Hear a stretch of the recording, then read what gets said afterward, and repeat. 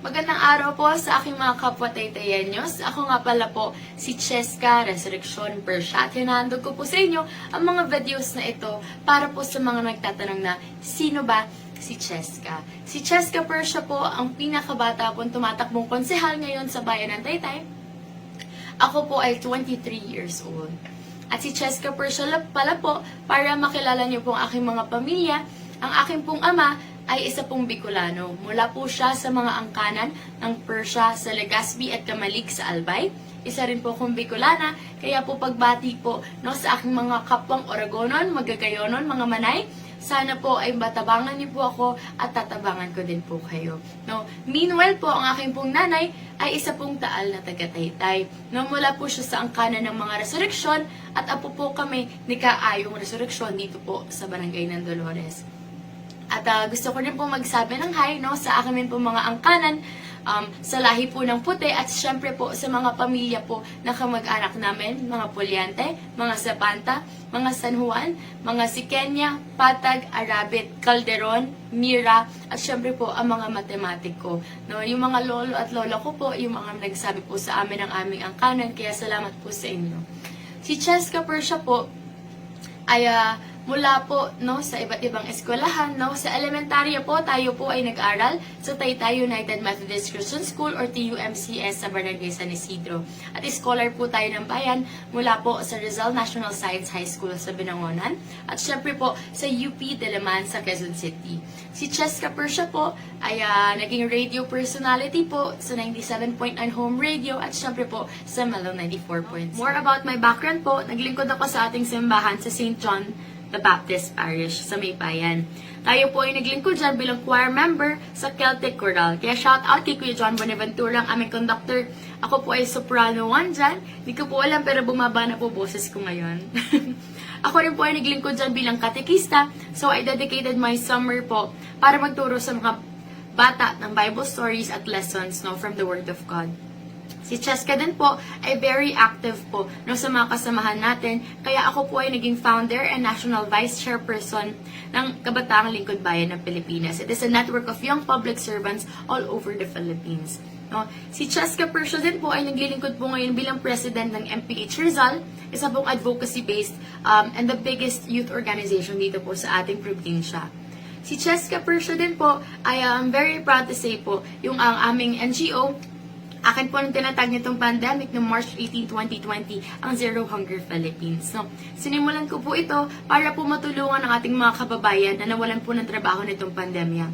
So I'm very proud to say po na nakapagpakain po tayo ng mahigit 30,000 na pamilya po sa buong Pilipinas at lahat po yon ay donasyon po ng mga pribadong tao at ng mga pribadong kumpanya. At we have more than 2,000 youth volunteers all over the country. Wait lang po. So, yung Zero Hunger Philippines po, it's composed of youth volunteers lang and private donors. Nag-respond po kami sa mga disasters. Nakatulong po tayo sa mga binagyo sa iba't ibang parte ng Pilipinas. Ilan na po dito yung sa Typhoon Ulysses sa Cagayan Valley, sa Isabela, sa Montalban, saka sa Marikina. At syempre po sa Typhoon Jolina and Kiko, nagkaroon po tayo ng response sa Masbate, Batangas, Samar, saka NCR. At syempre po, under po ng ating Zero Hunger Philippines, ay nagtayo po tayo ng community pantries dito sa bayan ng Taytay. Everyday po, lumalagpas po na 300 to 700 na tao po ang pumipila sa community pantries na mainly managed by Zero Hunger Philippines sa Rizal Avenue saka sa Elwood Street. And also po, nakapagpadala po tayo ng mga donasyon sa mahigit 70 community pantries sa buong bayan ng Taytay na organized by different youth leaders and different church leaders. So muli po, mabuhay po ang mga tumulong sa amin at syempre po si Cheska Persha kahit wala pa po sa posisyon ay kumikilos na po at tumutulong po sa ating bata bago progresibo. Tayo po ay tumatakbo bilang konsehal dahil marami po tayong pangarap sa ating bayan. Marami po tayong nakikitang mga programa na kaya pa po nating ipasok dito at may implement para po gumanda po lalo ang ating mga buhay. Si Cheska Persha po ay may 5 pong plataforma at alam ko po sa house-to-house campaign namin ay nabasa nyo na po ito sa ating mga flyers o polyetos.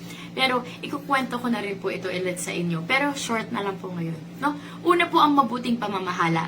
Para po maging maganda ang isang bayan, kailangan po natin ng transparency at accountability. And we can do that through an FOI ordinance na ginawa ni Mayor Vico Soto sa Pasig City.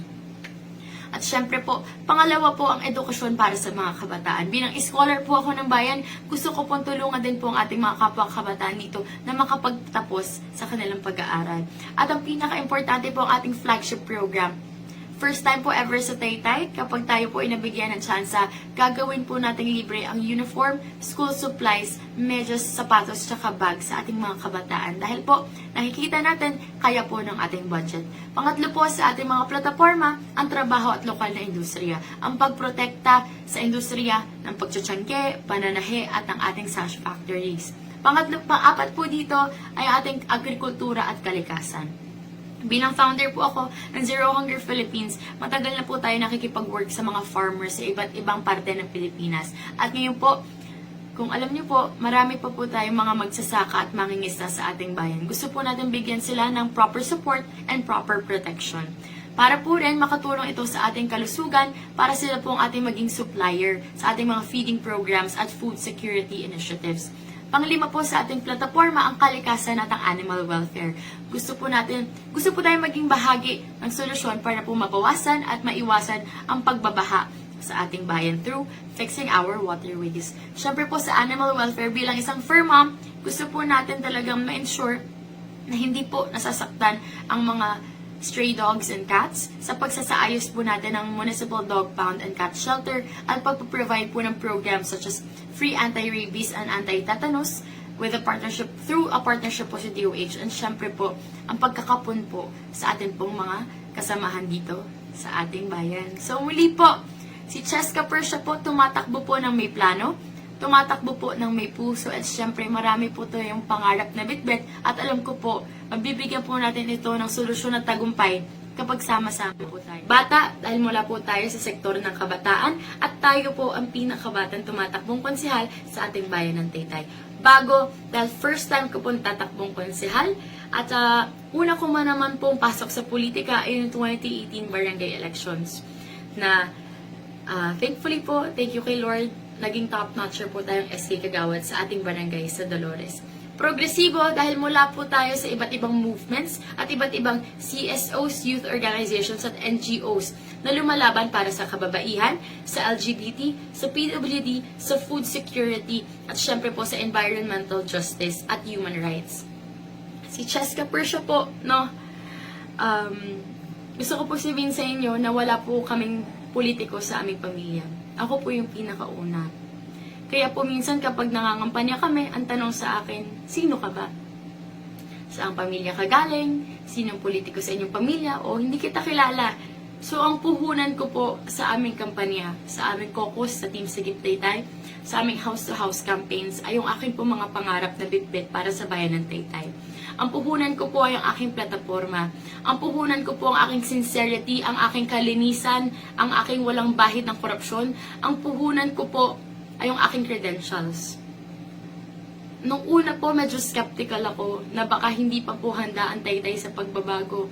Pero sa bawat katok ko po ng pintuan, sa bawat pagkausap ko sa pamilyang Taytayenyo, napakainit po at napakahigpit po ng yakap nila sa akin. Natutuwa sila na meron palang kabataan na katulad mo. At meron palang isang kababaihan na matapang na willing lumaban sa ating bayan. Alam po natin na marami pong gustong magbago, magdala ng pagbabago sa ating bayan. Pero not all are courageous enough to fight this fight. Dahil sa totoo lang po, napakahirap ng politika. Napakagulo, napakadumi, at minsan po iniisip ko, hindi po ako para dito. Pero sabi ko nga po, alam ko pong para ako sa public service. It's just that yung political side po, hindi ko po masyadong gusto. So asahan niyo po, lumalapit po ako sa inyong mga puso, lumalapit po ako sa aking mga kapwa kabataan at sa inyong mga nanay, sa inyong mga tatay, sa inyong ate at kuya, na sana pagkatiwalaan niyo po ang isang Cheska Persha na magdadala po ng pure intentions, na magdadala po ng kanyang programa, kanyang mga plataforma para sa pagbabago, at syempre po nalalaban para sa bayan, hindi para sa sarili. Muli po, numero 18 po ko sa inyong mga balota, bata, bago, progresibo, Oragonon, Magayonon. Ako po si Cheska Persia na kumakatok sa inyong puso na sana po maiboto niyo po ako sa May 9, 2022 kasama ang Team Sagip Taytay. Mabuhay po ang Taytay, mabuhay ang kabataan, asahan niyo po, lalaban po ako hanggang dulo at maraming salamat din po sa paglaban sa akin hanggang dulo. Mabuhay po kayo at padayon.